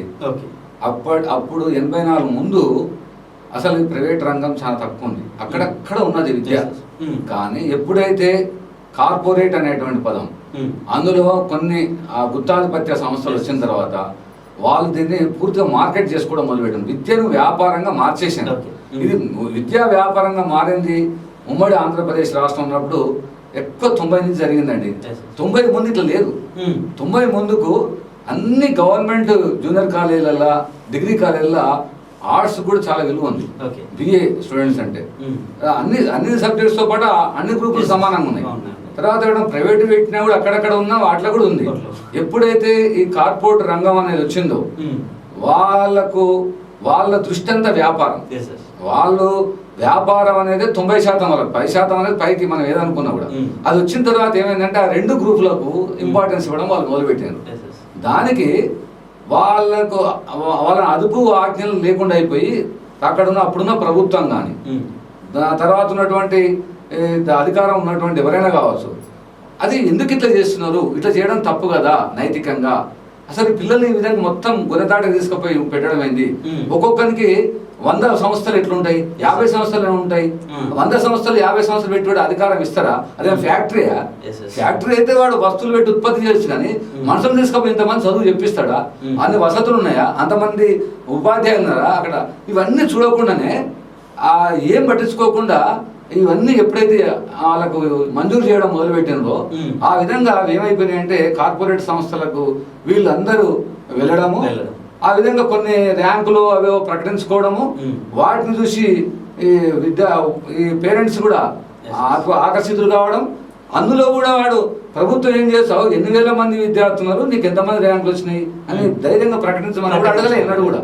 అవును, నీ దగ్గర 1,00,000 మంది అవుతుండ్రు, 1,00,000 మందిలో ఎన్ని ర్యాంకులు వచ్చినాయి, ఎంతమంది పాస్. ఈ రోజు వరకు ఎక్కడ కూడా ప్రకటన లేదండి. అది ఇది ఒక పెద్ద నష్టం. ఈ రోజు కూడా చెప్తున్నా విద్యారంగంలో. ఎందుకంటే ఇప్పుడు ఉన్నటువంటి పరిస్థితిని మనం అబ్జర్వ్ చేసినట్లయితే ఇంటర్మీడియట్ లో రిజల్ట్ తీసుకున్నట్లయితే 100 లోపు ర్యాంకులు, 1000 అంటే 100 లోపు ర్యాంకులు అంటున్నాడు. కానీ వీడి దగ్గర ఉన్నటువంటి స్ట్రెంత్ ఎంతమంది అంటే ఎన్ని కాలేజీలో ఉన్నటువంటి విద్యార్థులు అంటే విద్యార్థుల సంఖ్యను మనం లెక్కలోకి తీసుకున్నట్లయితే ఒక చిన్న విద్యా వ్యవస్థ కావచ్చు లేదా ఉన్నతమైనటువంటి విద్యా వ్యవస్థలు ఏవైనా తీసుకున్నట్లయితే 1,00,000 లోపు ఉన్నటువంటి విద్యా వ్యవస్థలు ఎన్ని ఉన్నాయో మనం లెక్కలు పెట్టుకోవచ్చు. 1000 లోపల విద్యార్థులు ఉన్నటువంటి విద్యా వ్యవస్థలు ఉన్నాయో లెక్క పెట్టు. బట్ వీళ్ళు దీన్ని ఫోకస్ చేయడం కంటే కూడా ఎక్కువ మొత్తంలో స్టేట్ ర్యాంక్ అనేటువంటి పరిస్థితులు మనం చాలా అబ్జర్వ్ చేసినాం. ఇటువంటి పరిస్థితుల నుంచి విద్యా వ్యవస్థని బయటికి తీసుకురావాలంటే ముఖ్యంగా ఆర్ట్స్ వైపు వెళ్తే తప్ప ఇటువంటి పరిస్థితులు ఏర్పడవు అనడానికి ప్రాక్టికల్ అనాలిసిస్ కూడా చేయొచ్చు. అసలు ఇటువైపు డైవర్ట్ చేయాలంటే ఎక్కువ మొత్తంలో దేన్ని ఫోకస్ చేస్తే జరిగే అవకాశం ఉంది? ఎక్కడ దీనికి మూలం ఏర్పరచవచ్చు అనుకుంటున్నాను? నేను గమనించేది వృత్తి విద్యా కోర్సులకు ప్రాముఖ్యత ఇవ్వాలి. ఫస్ట్ ఎందుకంటే 10వ తరగతి చదివిన తర్వాత ఇది విద్యార్థులకు సంబంధించి విద్యార్థులే మేజర్ గా ఆలోచించాల్సింది ఎవరు అని అంటే వృత్తి విద్యా కోర్సుల వల్ల ప్రయోజనాలు ఏంటి అనేది విద్యార్థులే తెలుసుకోవాలి తప్ప మనం ఏదో చెప్పినంత మాత్రం జరిగే అవకాశం లేదు. ఓకే, ఫస్ట్ నేను ఏమంటున్నానండి, వృత్తి విద్యా కోర్సులు ఏమంటే వానికి ఆత్మవిశ్వాసాన్ని ఇస్తాయి, ధైర్యాన్ని ఇస్తాయి. అది నేర్చుకుంటే నేను బతకగలుగుతా అనేటువంటిది ఇస్తుంది. కాబట్టి ప్రభుత్వం ఇప్పుడు కొంచెం ప్రోత్సహిస్తుంది మధ్యకాలంలో. మనం కూడా మన తెలంగాణ ప్రభుత్వం వచ్చినాక చాలా ప్రైవేట్ గవర్నమెంట్ పాలిటెక్నిక్ కాలేజీలు ఎక్కువ వచ్చినాయి, ప్రైవేట్ పాలిటెక్నిక్ కాలేజీలు కూడా ప్రోత్సహిస్తారు. నేను ఏమంటున్నా అంటే వృత్తి విద్య అనేది వాని జీవితంలో వాడు స్థిరపడడానికి ఎక్కువ తోడ్పడుతుంది. వాడు ఎక్కడ అంటే వాడు ఈ రాష్ట్రం కాకపోతే ఇంకో రాష్ట్రం ఇంకో దేశంలో పోయి బతకగలుగుతాడు. వృత్తి విద్యకు ఎక్కువ ప్రాముఖ్యత ఇవ్వాలి ఇప్పటికి కూడా నా అభిప్రాయం. రెండోది, ఈ మధ్యతరగతి కుటుంబాలు ఎక్కువగా ఉన్నటువంటి నేపథ్యం ఉంది కాబట్టి వృత్తి విద్య నేర్చుకోవడం వల్ల కూడా తక్కువ సమయంలోనే లైఫ్ సెటిల్ అవ్వడానికి అవకాశం. మీకు కింది స్థాయిలో ఒక 10th చదివి ఒక పాలిటెక్నిక్ లేదా అటువంటి దాంట్లో రకరకాల కోర్సులు నేర్చుకున్న తర్వాత వాడు సమాజ ఉత్పత్తి రంగంలోకి వెళ్ళిపోతాడండి. వాడు ఉత్పత్తి రంగంలోకి వెళ్ళిపోయి దేశానికి ఉపయోగపడతాడు, వ్యక్తిగతంగా వాడు ఆర్థికంగా ఉంటాడు, కుటుంబాన్ని ఆదుకుంటాడు. వాడు ఒక 21 సంవత్సరాల వయసులో వాడు ఒక మంచి వ్యక్తిగా తయారవుతాడు. ఒక ఆత్మవిశ్వాసం ఉంటుంది, సంపాదన ఉంటుంది, నా కుటుంబం బాగుంది అనుకుంటాడు. వాడు ఎంతో అంత ఉత్పత్తిలో భాగస్వామి అవుతున్నాడు కదా. అది కాబట్టి వృత్తి విద్య ఎప్పుడు కూడా మొదటి స్థానానికి కేటాయించాల్సింది వృత్తి విద్య. తర్వాత రెండోది ఏంటంటే ఇప్పుడు నేను ఇంతకుముందు చెప్పినటువంటి ఈ రకరకాల ఆర్ట్స్ సంబంధించినటువంటి వాళ్ళకు ఇప్పుడు మనం ఇస్తున్నాం టీచర్ ట్రైనింగ్ కానీ లేదా బిఎడ్ కానీ లేదా ఇప్పుడు నేనేమంటున్నా అంటే ఆ రేషియో ప్రకారం ఇప్పుడు చాలా మటుకు ఏమైపోయిందంటే హెచ్జిటి అయితేనేమో అందరు అందరు ఎలిజిబిలిటీ ఉంటుంది. ఇప్పుడు తర్వాత మీకు స్కూల్ స్థాయి పోయింది అనుకోండి, స్పెషలైజేషన్ ఎక్కువ ఉంది. అందులో బిఏ వాళ్ళకంటే బిఎస్సి మ్యాథ్స్ చేసిన వాళ్ళు, బయాలజీ చేసిన వాళ్ళు ఇట్లా ఎక్కువ. సరే, ఏదన్నా ఆ రేషియో ఉండాల్సింది కారణం అంటే ఇంకింత ఎక్కువ వాడికి అవసరమైనటువంటి ఒక ప్రోత్సాహాన్ని స్ట్రాటజీ చేయాలి. తర్వాత అన్ని ఇంటర్మీడియట్ కాలేజీలలో ఇంతకుముందు ఒక సిస్టమ్ ఉండే కార్పొరేట్ కాలేజీలో కూడా ఆర్ట్స్ గ్రూప్ ఉండాలని, కామర్స్ గ్రూప్ ఉండాలి. కానీ ఇప్పుడు నా దృష్టిలో అవి లేవు. వాడు పేరు గట్ట పెట్టుకుంటాడు కానీ ఎవరిని తీసుకోడు. అంటే నువ్వు తప్పనిసరి ఒక సంస్థ పెట్టినప్పుడు ఆర్ట్స్ కామర్స్ గ్రూపులు నడపకుండా నువ్వు నడపడానికి వీలు లేదని పెట్టాలి, లేకపోతే పర్మిషన్ ఇవ్వకూడదు. కానీ ఈ రోజు ఏం చేస్తున్నారు, ఆ గ్రూపులు లేకుండా ఆ కాలేజీలకు పర్మిషన్ ఇచ్చును అనేది ఒకరికిద్దరిగా 100 కాలేజీలు ఓపెన్ చేసుకొని 100 కాలేజీలకు అదే చదువు చెప్పుకుంటా ఇష్టం నుండి ఫీజులు పెంచుకొని దాని నియంత్రణ లేకుండా. తర్వాత ఇంకొకటి, ఇప్పుడు వీళ్ళు కూడా ఈ మధ్య దళారుల చేత వాళ్ళు పిల్లలు పోయేటువంటి పరిస్థితులు లేదు. ఇది ఒక దారుణమైన విషయం ఏంటంటే వీడు పిఆర్ఓ సిస్టమ్ పెడుతున్నాడు. వాళ్ళు రావడం ముందే ఇళ్ళకి రావడం. మొన్న ఈనాడులో కూడా మన 12-13 తారీఖులలో మొత్తం దాని గురించి రాసిండ్రు. సరే, ఎంతమంది దాన్ని చదువుతుండ్రు, ఎంతమంది అర్థం చేసుకుంటుండ్రు కానీ చాలా బాగానే రాసింది అందులో. ఎంత భయంకరంగా ఉన్నాయి ఆ రెండు సంస్థలే, ఎన్ని లక్షల మందికి తీసుకుపోతుండ్రు, ఎట్లా చేస్తుండ్రు, ఎట్లా చదువు చెప్పిస్తున్నారు, చాలా చక్కగా విశ్లేషించారు. నేను కూడా ఏమంటున్నా అంటే అసలు పిఆర్ఓ సిస్టమ్ ఏంటంటే నాకు అర్థం కాదు. ఒక వస్తువును మార్కెటింగ్ సిస్టమ్ లో కూడా ఒక వస్తువు ఉత్పత్తి అయిన తర్వాత వస్తువును మార్కెటింగ్ చేసుకోవాలంటే మనం అడ్వర్టైజ్మెంట్ ఇస్తాం. కానీ మనుషులను కూడా మార్కెట్ చేసుకునే వ్యవస్థ పెట్టింది వీళ్ళు కార్పొరేట్ వాళ్ళు. మనుషులను మార్కెట్ చేసుకునే వ్యవస్థ బహుశా ప్రపంచంలో లేదు. మన ఆంధ్రప్రదేశ్ లో ఈ 2 సంస్థలే పెట్టిన వ్యక్తిగత ఆరోపణ. ఎందుకంటే వస్తువును తీసుకుపోయి ప్రచారం చేసుకోవాలి కానీ పిల్లలు వస్తువులుగా మార్చిన వ్యవస్థ ప్రపంచంలో వీళ్ళు అనుకుంటున్నాను. పిల్లలను వస్తువులుగా మార్చి వాళ్ళు లేనిపోయిన ఆశలు పేరెంట్స్ కల్పించి ఇప్పుడు జైన్ అయితే 5,000 కడితే నీకు 10,000 కన్షన్ వస్తాయి, 50,000 సీట్ దొరుకుతుంది లేనిపోని భ్రమలు కలిగించి అందులో middle class, Yes, yes. Lower middle class, మధ్యతరగతి కింది వర్గాన్ని అందరినీ కూడా ప్రలోభ పెట్టి తర్వాత స్కూళ్ళ చుట్టూ తిరిగి Yes, yes. అడ్రస్ సేకరించి ఇంటింటికి పోయి ఆ తర్వాత వాళ్ళని ప్రలోభ పెట్టేటువంటి ఒక పరిస్థితి, దుర్మార్గం ప్రపంచంలో ఎవరు లేదు. ఆ రెండు సంస్థలే. తప్పనిసరి ఒక ఉపాధ్యాయునిగా నా భావన ఏంటంటే ఇంకా బహుశా ప్రపంచంలో ఎవరు చేయలేని పని వాళ్ళు చేసింది అట్లా. అదొక నిజంగా చెప్పాలంటే అది అధర్మమైనటువంటి పని, అన్యాయమైన పని, అక్రమమైనటువంటి పని నేను భావిస్తున్నా. నువ్వు చేసుకో, అడ్వర్టైజ్మెంట్ ఇచ్చు, పేపర్లు ఇచ్చుకో, అది కూడా నిజాయితీ పేపర్లు ప్రకటించు. అంతేగాని నువ్వు వస్తువులాగా మార్కెట్ లాగా ఇంటింటికి వచ్చి ప్రలోభ పెట్టి తీసుకుపోవడం. ఈ రోజు జరుగుతున్నటువంటి ఆత్మహత్యలు కూడా నేను ఒక అంశం చెప్తున్నా అండి. ఈ రోజు మానసిక ఒత్తిడితో చదివే పిల్లలు కొందరైతే పరిస్థితుల ప్రభావం చేత చేరేటప్పుడు చేరుతారు కానీ ఇంటికాడ డబ్బులు ఉన్నాయి, ఆర్థిక పరిస్థితులు బాగాలేకపోవడం. ఈరోజు రైతుల పిల్లలు కానీ కింది తరగతి పిల్లలు కానీ లేనిపోయిన ఆశలకు లోబడి ఆ పిల్లలు వాళ్ళకంత స్థాయి లేకపోయినా పక్కలతో పోల్చుకుని ఆ పిల్లలు పోతుంటే ఆ పిల్లలకు 1,50,000, 2,70,000 ఈనాడు రాసిండు ఫీజు ఉన్నదని. వాళ్ళకు చైనా బ్యాచ్ అని. అసలు ఎంత భయంకరం అండి చైనా బ్యాచ్ ఏంది. నేను ఒక విద్యార్థి వచ్చి నాతో అన్నాడు, నేను చైనా బ్యాచ్ ఏంది, చైనా బ్యాచ్ ఏంది, నేను కూడా చైనా బ్యాచ్ ఏంది అని 2 నెలల కింద చైనా బ్యాచ్ అంటే నేను కూడా చైనా బ్యాచ్ ఏంది అంటే చైనా వాళ్ళు వచ్చి ఇక్కడ చెప్తారా అంటే ఏమన్నా లేదు సార్. చైనా అంటే చైతన్య నారాయణ, చైతన్య నారాయణ. నేను షాక్ అయినా ఉపాధ్యాయునిగా ఇంత దుర్మార్గంగా ఇద్దరు కలిసి సంస్థలు ఒక లాభాలు పంచుకోవడానికి కంపెనీలు కలిస్తే కంపెనీలు విడిపోతే కానీ మనుషులను పంచుకోవడం, మనుషులను విడిపోవడం, డబ్బు సంపాదించడం అనేది బహుశా నా వ్యక్తిగత అభిప్రాయం. ఈ దేశంలో శిక్ష చేయాలంటే ఫస్ట్ వాళ్ళకి శిక్ష చేయాలండి. నేను చెప్తున్నా ఇట్లా ఒక కుమ్ముక్క అయిపోయి పిల్లలను ఒక దగ్గర చేర్చి ఈ దేశంలో మేమే గుత్తాధిపత్యం, ఒక్క నిమిషం, మమ్మల్ని మించిన వాళ్ళు ఎవరు లేడు, విద్యా వ్యవస్థ తన గుప్పిలో తీసుకొని ఆ విధంగా 2 కార్పొరేట్ సంస్థలు కలిసి ఆ బ్యాచ్లు పెట్టుకొని నిజంగా దోపిడీ చేయడం అని నేను దోపిడీ అని అంటున్నాను, అనడం కాదు. ఎందుకంటే అది నువ్వు పిల్లల మనస్తత్వంతో చెలగాట ఆడుతున్నావు, తర్వాత ఇంకొకరికి అవకాశం లేకుండా ఒక చెలగాట ఆడుతున్నావు. నిజాయితీగా మీరు ఆ ర్యాంకులను ప్రకటించుకోవడం లేదు. నిజంగా ఎన్ని లక్షల మంది ఉన్నది, ఎంతమంది పాస్ అని తీయండి. అది ప్రతి సంస్థ ప్రకటించాలి. ప్రతి విద్యా సంస్థ, ఇంటర్మీడియట్ బోర్డు దగ్గర కూడా ఆ వివరాలు ఉంటాయి. రిజల్ట్ రాగానే ఏ కాలేజీలో ఎంతమంది ఉద్యోగులు అయినది ఉంటుంది. మరి అట్లన్నప్పుడు విద్యార్థుల సంఖ్యతో సహా ఎంతమంది విద్యార్థులు ఉన్నారు, ఎంతమంది ఈ సందర్భం కోటి విషయం చెప్తున్నా అండి. మేము ప్రభుత్వంలో పనిచేసినాము, 33 ఏళ్ళు సర్వీస్ చేసిన నేను. మేము ఎంత నిజాయితీగా ఉన్నామని మీకు ఒక సందర్భం చెప్తా. మేము ఇంటర్మీడియట్ కాలేజ్ 20 ఏళ్ళు పనిచేసిన అండి. మా కాలేజీలో పిల్లలు మా దగ్గరనే రాస్తుంటారు, సెంటర్లు మావే. కానీ నేను పనిచేసినటువంటి చోట్ల ఎప్పుడైనా మనం డేటా తీయండి. అచ్చంపేటలో 84 ఏళ్ళు పనిచేసిన మా కాలేజ్ రిజల్ట్ ఎప్పుడు 30% దాటలేదు. మా పిల్లలకు మేమే పరీక్ష, మా లెక్చరర్స్. నేను ఇక్కడ 14 ఏళ్ళు గర్ల్స్ కాలేజ్ పనిచేసిన అండి. జంబ్లింగ్ సిస్టమ్ లేదు. మా పిల్లల పాస్ పర్సంటేజ్ మా లెక్చరర్స్ మా సూపర్వైజర్ పరీక్షలు రాస్తే 30% దాటలేదు. తర్వాత కొత్తకోటలో పనిచేసిన. ఇప్పుడు డిగ్రీలో ఒక 13 ఏళ్ళు పనిచేసిన నేను. అక్కడ తెలుగు డిపార్ట్మెంట్ హెడ్ గా, తర్వాత వైస్ ప్రిన్సిపల్ గా పనిచేసిన, ఇప్పుడు రిటైర్డ్ అయినా. అయితే మొన్న జంబ్లింగ్ సిస్టమ్ వచ్చింది మధ్యలో. కానీ మా పిల్లలకు మేము చదువు చెప్పుకొని మా పిల్లలు మేము పరీక్షలు పెడుతుంటే 30% రిజల్ట్ తినడానికి మించలేదు. ఆ పిల్లలు ఏమైంది తెలుసా, ఈ రోజు అందరూ హెడ్ మాస్టర్లు ఉన్నారు, గెజిటెడ్ హెడ్ మాస్టర్ గా, టీచర్స్ గా ఉన్నారు, రకరకాల ఉద్యోగులు స్థిరపడ్డారు. అంటే నేను ఏమంటున్నా అంటే విలువతో కూడిన విద్యను బోధించాలి, క్రమశిక్షణ నేర్పాలి, అనవసరమైన ఆలోచన కలిగించకూడదు. ఆ విధంగా నేర్పినప్పుడు విద్యార్థి బలంగా తయారవుతాడు. ఎంత ఉందో అంత ప్రకటించుకోవడం, నిజాయితీగా ప్రకటించడం. ఈనాడు కూడా గవర్నమెంట్ లెక్చరర్స్ అందరు కూడా 100కి నా దృష్టిలో 70-90% నిజాయితీగా పనిచేస్తున్నారు అండి. ఒక 15-20% ఉండొచ్చు, కొంతమంది రకరకాల వ్యాపకాలతో ఉండొచ్చు. కానీ నా దృష్టిలో ఇప్పటికి ప్రభుత్వ విధానంలో, ప్రభుత్వంలో పనిచేసేటువంటి లెక్చరర్స్ నేను గమనిస్తున్నా, తోటి వాళ్ళు పనిచేసిన మంచి టాలెంటెడ్ ఎక్స్పర్ట్స్, పిల్లలకు చెప్పాలని తపన ఉన్నటువంటి వాళ్ళు చాలా మంది ఉన్నారు. అట్లా ఉన్నందుకే ఇప్పుడు ఉన్న జనరేషన్ లో ఉన్న వాళ్ళందరూ టీచర్లు అయ్యారు, హెడ్ మాస్టర్లు అయ్యారు, లేకపోతే ఇంకా చాలా రకాల పనిచేస్తున్నారు.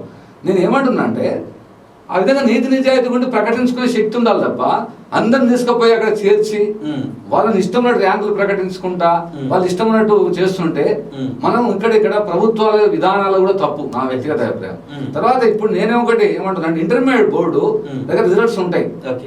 ఇప్పుడు ఇన్ని కాలేజీలు ఉన్నప్పుడు రిజల్ట్ ఇస్తున్నప్పుడు వాళ్ళ కాలేజ్ రిజల్ట్ ప్రకటించండి బహిరంగంగా. బహిరంగంగా ప్రకటిస్తే తెలుస్తుంది కదా జనానికి. ఇప్పుడు శ్రీ చైతన్య లేదా నారాయణ మనం కార్పొరేట్ అంటే తెలుసుగా, Yes, వాళ్ళ పేపర్ రాసిన మనం చెప్పుకుంటున్నాం. okay. ఇంకా మిగతా సంస్థలు కూడా వచ్చినాయి ఈ మధ్యలో. అవును. ఏదేమైనా నా బాధ ఏమంటే ఇప్పుడు ఎంతమంది పిల్లలు చదువుతుంది అక్కడ, ఆ పిల్లకి ఎన్ని ర్యాంకులు వచ్చినాయి అనేది నువ్వు ప్రభుత్వం కూడా ప్రకటించవచ్చు కదా. ప్రజలను మోసం చేసి ఇస్తున్నప్పుడు బాధ్యత ఎవరిది? ఏ సంస్థ అయినా కానీ, ఏ ప్రైవేట్ సంస్థ అయినా కానీ నిజాయితీగా నిగ్గు తేల్చాల్సింది ప్రభుత్వమే. అయితే కొంతవరకు చేస్తున్నారు, అది చేయలేని మొత్తం అంటలేను, కొంతవరకు పనిచేస్తున్నారు. కానీ ఇంకింత ఖచ్చితంగా పనిచేస్తే ఇటువంటి ఆత్మహత్యలు కానీ లేదా ఈ అప్పులు చేసి చదివిపోయడం కానీ ఉండేదని నేను భావిస్తున్నా. అనవసరంగా మధ్యతరగతి కుటుంబాలను లేదా ఇట్లా రైతుల కుటుంబాల్లో ఉన్నటువంటి పిల్లలను మభ్యపెట్టి మోసం చేసే విధానం ఉన్నాయి. తర్వాత ఈ పిఆర్ఓ సిస్టమ్ ఏదైతుందో ఇది ఒక భయంకరమైన వ్యవస్థ. ఈ వ్యాపార మార్కెట్ ను ఎవడన్నా వాడు పత్రికలు ఇచ్చుకోవచ్చు లేదా పాంప్లెట్ పంచవచ్చు అండి, అంతే. కానీ ఇంటికి పోయి ముందెట్టి వానికి ఏది రిసీట్ కట్ చేసి వాళ్ళు లోపరుచుకునే పద్ధతి ఏదైతుందో ఇది చాలా దుర్మార్గమైనది. ఒక ఉపాధ్యాయునిగా ఇది సరైన పద్ధతి కాదు. ఇది రాష్ట్రానికి కాదు, దేశానికి అరిష్టం. ఇటువంటి పద్ధతులు భవిష్యత్తులో ఉండకూడదని మేధావులు తల్లిదండ్రులు అర్థం చేసుకోవాలి. ప్రభుత్వం తప్పనిసరిగా అటువంటి సంవత్సరం మీద చర్యలు తీసుకోవాలి. ఒక్కటే మాట చెప్పాలంటే లేని ఆలోచన కలిగించి, లేని పిల్లల స్థాయిని మించి ఆలోచన కలిగించి వాళ్ళని అప్రపాలు చేసి వాళ్ళ శక్తి లేకున్నా కూడా శక్తి ఉన్నట్టుగా ఊహించుకొని తీసుకుపోయి అనవసరంగా ఒక వైపు తీసుకుపోతుంది. అంటే అది తప్పని అంటున్నా. నిజంగా అంటే పేరెంట్స్ కూడా ఇక్కడ ఒక విషయాన్ని ఆలోచించట్లేదు. ఇంటర్మీడియట్ లో ఏదో అంటే డబ్బులు ఉన్నాయి, ఏదో పొలం నుంచి లేకపోతే ఏదో ఒక అమ్మి ఇంటర్మీడియట్ వరకు చదివించినంత మాత్రాన ఇంటర్ అయిపోయిన వెంటనే వీడు సెటిల్ అవుతున్నాడు అనేటువంటి అంశాన్ని కూడా గ్రహించకుండా పేరెంట్స్ కూడా ఎందుకు అటువైపు మగ్గు చూపుతున్నారు అంటారు. ఎందుకంటే ఇంటర్మీడియట్ అయిపోయింది, వాడు ఇంజనీరింగ్ చేశాడు, ఇంజనీరింగ్ అంటే 5 ఏళ్ళు, డాక్టరేట్ అంటే 5 ఏళ్ళు. ఈ 5 ఏళ్ళు అయిపోయిన తర్వాత అంటే ఇంటర్ టోటల్గా 7 years అయిపోయిన వెంటనే వాడు ఇమీడియట్ గా వెళ్ళి సెటిల్ అవ్వట్లేదు. ఈ టోటల్గా ఈ చదువులంతా పూర్తి చేసుకోవడానికి కొన్ని కోట్ల ఖర్చు కూడా అవుతుంది. ఎందుకోసం పేరెంట్ ఆ విషయాన్ని గ్రహించకుండా కేవలం ఇంటర్లో ఒక చైతన్య కాలంలో ఇంకో దానిలో జాయిన్ చేస్తే ఒక స్థాయికి వెళ్ళిపోతాడు అనేటువంటి ఆలోచన పేరెంట్కి ఎక్కడ ఆలోచన వస్తుంది? ఒకటేనండి, ఇప్పుడు ప్రధానమైన అంశం ఏంటంటే మేము ముందే చెప్పినది వ్యాపారం. వ్యాపారం ఎప్పుడు ఏం చేస్తా అంటే మనిషి గురించి డబ్బు అనేది ప్రధానమైన ధ్యేయం అవుతుంది వాళ్ళకు. ఎంతమంది ఎక్కువ వస్తే అంత డబ్బు వస్తుంది అనేది ఒకటి ఉంటుంది. తర్వాత అవతల వ్యక్తి యొక్క వాళ్ళని బ్యాక్గ్రౌండ్ వాని వెనుక ఏముందని చూడకుండా వాళ్ళ తన డబ్బులు లాగడమే ప్రధానం, మభ్య పెట్టడం ప్రధానం. ఇది నేను అనేది మార్కెట్ సిస్టమ్ లో పనిచేస్తుందండి. ఒక వస్తువును అమ్ముకోవడానికి 12 దాన్ని ఆకర్షణీయంగా తయారు చేయాలి, అడ్వర్టైజ్మెంట్ ఇచ్చుకోవాలి, నువ్వు ఏమైనా చేయొచ్చు. మనుషులతో వ్యాపారం ఏందని నేను ప్రశ్నిస్తున్నా. మనుషులను మభ్య పెట్టి తీసుకుపోవడం ఏంది, ఇంటికి పోవడం ఏంది? నువ్వు ఒక నిజాయితీ ప్రకటనిస్తే నేను చూసి వస్తే మంచిదే, కానీ లేనిపోని భ్రమలు కల్పించి ప్రజలను తప్పుతో పట్టించినందుకు ఏం శిక్షలు విధించాలని ప్రశ్న. నేనేమంటున్నా అంటే దయచేసి ఈ విషయాలు ప్రభుత్వంలో ఉన్నటువంటి వ్యక్తులు, రాజకీయ నాయకుడు, తల్లిదండ్రులు ఇవన్నీ గమనించాల్సిన అవసరం ఉంది. అన్ని అందరికి తెలుసు. నేను ఇంకోటి కూడా నేనేమంటే చెడ్డ వాళ్ళ వల్ల సమాజం చెడిపోవడం లేదు, మంచి వాళ్ళు మౌనంగా ఉండడం వల్ల సమాజం చెడిపోతుందని నా కొటేషన్. నేను ఈరోజు అన్ని తెలుసు అందరికి, కానీ మనం ఏమనం. అన్ని మనకు ఉదాసీనత అంటే మనకెందుకులే ఈ మనకెందుకులే అనేది ఈ సమాజం వెనుక్కుపోతున్నది. అన్ని పనులు చేస్తా ఉన్నా మనం చూస్తున్నట్టుంటాం. అందుకే శ్రీశ్రీ ఒక మాట అంటాడు, కళ్ళ ముందే అన్యాయం జరుగుతుంటే చూస్తూ ఊరుకున్న ప్రతివాడు నేరస్తుడే అని. అంటే మనం అన్ని జరుగుతున్నా మనం చూస్తున్నాం అంటే మనం కూడా మౌనంగా ముద్దాయిలం, మనమే ఒక విధంగా తప్పుడు ప్రోత్సహిస్తున్నాం. అవును, మన నిజాయితీ ఎందుకు ప్రజల్లో చైతన్యం అంటే ఏం చైతన్యం ఉందండి? ఇటువంటి ఈ రోజు ఇంకొకటి కూడా నా అభిప్రాయం ఏంటంటే ప్రజల్లో ఆలోచించేటువంటి విధానానికి దూరమైంది. దానికి కూడా ప్రధాన కారణం ఏంటంటే ఇవన్నీ ఎందుకు వస్తున్నాయి ఇట్లా అంటే, ఒకప్పుడు జనంలో చైతన్యం ఉందండి, స్వతంత్ర పోరాటంలో ఉంది చైతన్యం, తర్వాత రకరకాల ఉద్యమాల్లో కూడా చైతన్యం ఉంది. ఇప్పుడు ఉద్యమాల్లో చైతన్యం లేకపోవడం కారణం ఏంటంటే నేను చెప్పినప్పుడు ఈ వస్తు వ్యామోహం ఒకటి వచ్చిన తర్వాత, ఈ ప్రలోభాలు పెట్టడం వచ్చిన తర్వాత మనుషులకు ఈ వ్యక్తి సంబంధాలు లేకుండా పోయినాయి. దానికి కూడా ఏంటంటే గ్రామీణ ప్రాంతాల్లో ఒక దగ్గర కూర్చొని మాట్లాడేటోళ్ళు, రచ్చకట్టకాడనో ఇంకొక అరుగుల మీదనో ఎక్కడనో మాట్లాడేటోళ్ళు. ఇక్కడ కూడా రకరకాల సంఘాలు కార్యక్రమాలు చేసేటోళ్ళు. ఇప్పుడు ఆఖరికి ఏమైపోయిందంటే ఎవరైతే సమాజంలో ఉత్పత్తిలో పాల్గొనరో, ఎవరైతే శ్రమజీవులు కారో, ఎవరైతే వాళ్ళు ఇతరుల మీద ఆధారపడి జీవిస్తారో వాళ్ళు ఇప్పుడు ఈ మధ్యన ఈ మూఢ విశ్వాసాలను విపరీతంగా ప్రోత్సహిస్తున్నారు. అదృష్టము లేదా రంగురాలు, జాతకాలు, గడియలు ఇవి ప్రపంచంలో ఒకటే అండి, శాస్త్రీయ దృక్పథాన్ని ముందుకు తీసుకపోతే, అక్షరాస్యాన్ని ముందుకు తీసుకపోతే దేశం బాగుపడుతుంది. శాస్త్రీయ దృక్పథం లేకుండా, అక్షరాస్యం లేకుండా ఏ దేశం మనం కూడా సాగించలేదు. ఇది మనం చెప్పింది కాదు. అర్థశాస్త్రజ్ఞులు మొదలుకొని ఈరోజు ఉన్నటువంటి హేతువాదులు, సైంటిస్టులు ప్రతి ఒక్కటి అదే చెప్తాడు. ఇది శ్రమ చేయకుండా ఏం మాట్లాడతాం మనం? రామకృష్ణ పరమస్వామి, వివేకానంద మొదలుకొని, బుద్ధుడు మొదలుకొని ఇప్పుడు ఉన్నట్టు ఎవరైనా కానీ నువ్వు శ్రమలో దేవుని చూడాలన్నారు. కానీ ఏం కూర్చోండి కూడా దేవుడు అంటే ఎట్లా? దేవుని మొక్కును తప్పులేదు. కానీ ఏం పని చేయకుండా అదృష్టం మీద ఆధారపడడం, జాతకాల మీద ఆధారపడడం, రంగురాల మీద ఆధారపడడం, నువ్వు పుట్టిన తేదీ గడియన ఇవి కాదండి. ఈరోజు సమాజం మారింది. మారుతున్న సమాజం అనుగుణంగా ఒక శాస్త్రీయ దృక్పథం అలవాటు చేసుకోవాలి. దానికి ప్రధానమైనది ఏంటంటే మనం అంతా ఒకటే, మన భావన ఇటువంటి ఉండకూడదు ఈ సమాజంలో. ఈ విద్య కదే వర్తిస్తుంది, వైద్యానికి కదే వర్తిస్తుంది, సమాజం అన్నిటి కదే వర్తిస్తుంది. మనుషులందరూ సమానం అంటే సమాన భావన వస్తుంది. అప్పుడు దోపిడి కూడా పోతుంది, డబ్బు చేసుకునే భావన కూడా పోతుంది, నైతిక విలువలు అనేది లోపించిన తర్వాత అన్ని పోతాయి. ఆ విధంగా ఉండాలంటే మనిషిని మనిషిగా ప్రేమించే తత్వం కావాలి. అది ఏ మతం, ఏ మతం అంటే కూడా ఏంటంటే, మతం అంటే దాన్ని ఏమంటే విధానం, మతం అంటే పద్ధతి, మతం అంటే ఒక జీవన విధానం అంతే. మతం అంటే తరింపజేసేది, మంచిగా ఒక మనిషిని మనుగడ మంచిగా చేసేదే మతం అని పేరు పెట్టుకున్నాం మనం. కానీ దాన్ని వ్యక్తిగత స్వార్థం కోసం వాడకూడదు, కులాన్ని వాడుకోకూడదు. వృత్తుల నుంచి వచ్చిన కులాలను ఇప్పుడు కులాలకు పెద్దపీట వేస్తా ఉన్నారు. అది కూడా నా దృష్టిలో సరైనది కాదు. ఒక మనిషిని మనిషిగా గుర్తించాలి, అప్పుడే సంఘటితం అవుతారు. ఇప్పుడు సంఘటితం కాకపోవడం కారణం ఏంటంటే మతాలు ఎక్కువైనాయి. నా మతం అని ఒకరు, నా కులం అని ఒకడు, నా కుల సంఘం అని ఒకరు. ఈ వ్యక్తిత్వంగా ఉన్నటువంటి ఈ పదాలు ఎప్పుడైతే వచ్చినాయో జనం విడిపోయారు, సంఘటితం అయితలేరు. తర్వాత ఒక చైతన్యం అనేది కూడా లోపించింది. దానికి ఇంకో కారణం, ఇవన్నీ ఒక కారణాలు అయితే అస్తిత్వవాద ఉద్యమాలు మంచివే కాదండి కొంతవరకే. కానీ ఎప్పుడో జరిగినటువంటి ఆ వృత్తుల నుంచి వచ్చింది, ఆ వృత్తి గొప్ప అనుకోవడం కరెక్ట్ కాదు. ఆ వృత్తుల నుంచి 12 రకాలు వెళ్ళిపోయారు. ఆ వృత్తుల మీద కంటే వ్యక్తుల మీద, వ్యక్తి నైపుణ్యం మీద మనం దృష్టి పెట్టాల్సిన అవసరం ఉందని చెప్పి భావిస్తా ఉన్నాం. అదేవిధంగా సంఘటితం కాకపోవడానికి చైతన్యం ప్రజలు ఎందుకు లేదంటే, ఇక్కడ ఈ గ్రామీణ ప్రాంతాల్లో కలిసి మాట్లాడుకునేది, కలిసి చర్చించుకునేది, సాధక బాధలు పంచుకునేది పోయింది. ఎప్పుడైతే ఎలక్ట్రానిక్ మీడియా అంటే, దయచేసి మీరు ఏమనుకోవద్దు, నేను ఎప్పుడైతే కొన్ని వచ్చినాయో వాళ్ళు ఎంతసేపు ఏం చేస్తున్నారంటే వాళ్ళు చెప్పిందే సూచిటకు తయారు చేస్తున్నారు. పాజిటివ్ విషయాలు చెప్తున్నారు, నెగిటివ్ విషయాలు అంతే చెప్తున్నారు.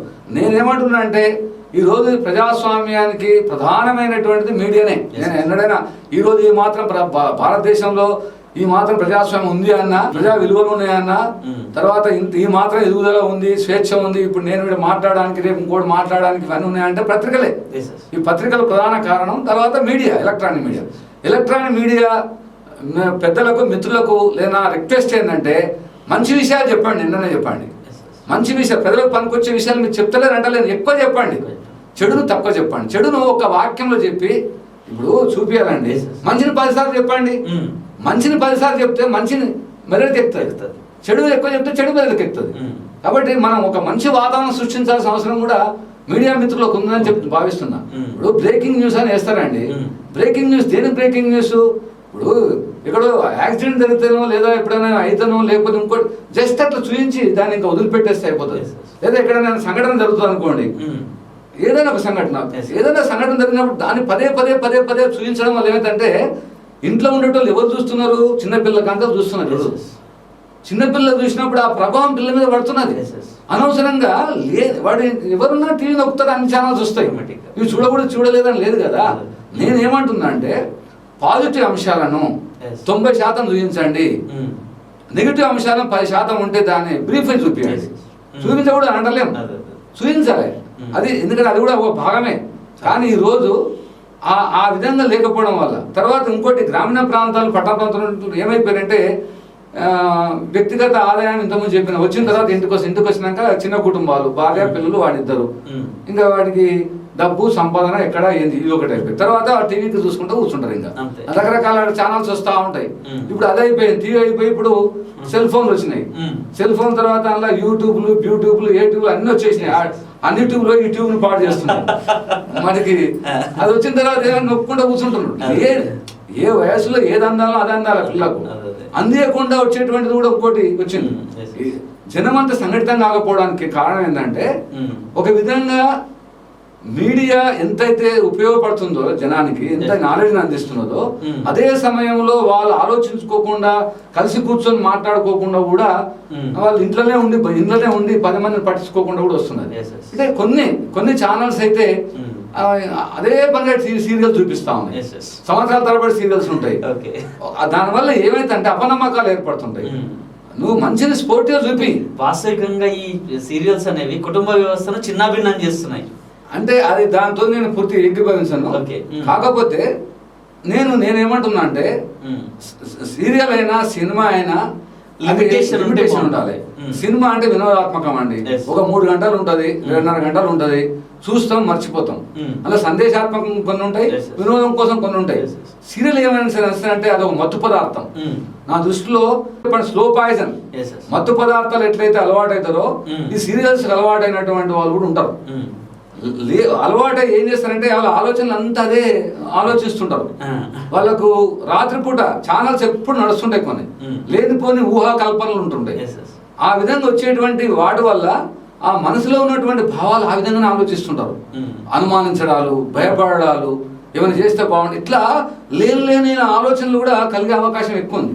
కాబట్టి నేనేమంటున్నా అంటే మనకు జీవితానికి ఉపయోగపడేటువంటివి, 10 మందికి ఉపయోగపడేటువంటివి, సుఖంగా జీవించడానికి ఇటువంటి విలువలతో కూడినటువంటి సీరియల్స్ కొన్ని చూపించి అనవసరమైన ప్రలోభాలకు గురి చేసేటువంటి ఆలోచన చేసేటి మాయలు, ఈ మంత్రాలు, తంత్రాలు అని అంటాం కదా ఇవన్నీ. నేను అదే ఏదైనా ఒకటి ప్రజలకు ఉపయోగపడాలండి. ఏదైనా పని చేసినప్పుడు రావిశాస్త్రి ఒక మాట అంటాడు, మంచికి హాని చెడుకు మేలు చేయకూడదట. ఒక రచయిత కానీ లేదా ఒక మీడియా ఎవరైనా కానీ మంచికి హాని చెడుకు మేలు, మంచికి హాని చేయకు, చెడుకు మేలు చేయకు.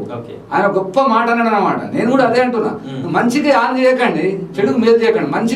మంచిని ప్రోత్సహించండి, చెడును తుంచేయండి. మీరే మీ చేతిలో మీకు ఆయుధం అది. ఇది ప్రజాస్వామ్యంలో అత్యంత అద్భుతమైన ఆయుధం అంటే నా దృష్టిలో మీడియానే. మళ్ళా నేనైతే చెప్తున్నా కదా, మీడియా ఉన్న పాత్ర ఈరోజు ఎవరికి లేదు.